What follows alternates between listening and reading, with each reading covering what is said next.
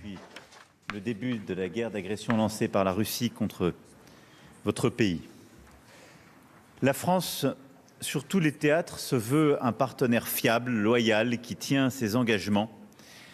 Tenons nos engagements vis-à-vis de l'Ukraine. J'y reviendrai évidemment dans un instant, mais permettez-moi de commencer cette conférence de presse en évoquant les engagements que nous tenons au Moyen-Orient, en protection de nos intérêts, de nos compatriotes et en soutien de nos alliés.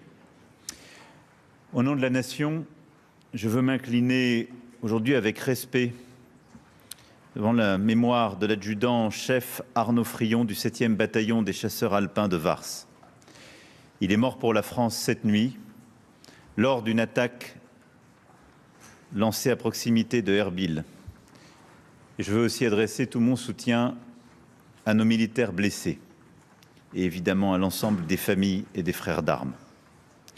Dès l'annonce de cette attaque, j'ai demandé à nos armées une analyse consolidée des faits, de leurs circonstances, et nous aurons dans les prochaines heures la totalité, je l'espère, de ces informations. Je m'entretiendrai dès le début d'après-midi avec le Premier ministre irakien.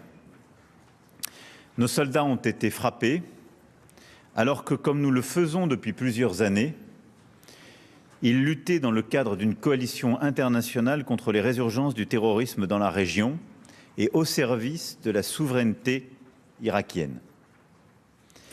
C'est évidemment inacceptable. Face à la guerre en cours, la position de la France est purement défensive, en soutien à ses alliés, et ne saurait justifier jamais qu'on s'en prenne à elle. La France continuera de faire preuve de sang-froid, de calme, de détermination, d'être fiable vis-à-vis de nos partenaires, de protéger nos ressortissants et de défendre nos intérêts et notre sécurité. Et rien, jamais, ne nous détournera de ces objectifs. Mesdames et messieurs, alors que nous sommes donc confrontés à une accélération des événements et des crises, et que les yeux pour beaucoup sont braqués vers l'Iran, cette visite du président Zelensky revêt pour moi une importance toute particulière. Elle me permet de souligner avec force que rien ne nous détournera de l'Ukraine, des efforts que nous y faisons, laquelle fait face depuis plus de 4 ans avec une ténacité et un courage remarquables à l'agression de la Russie.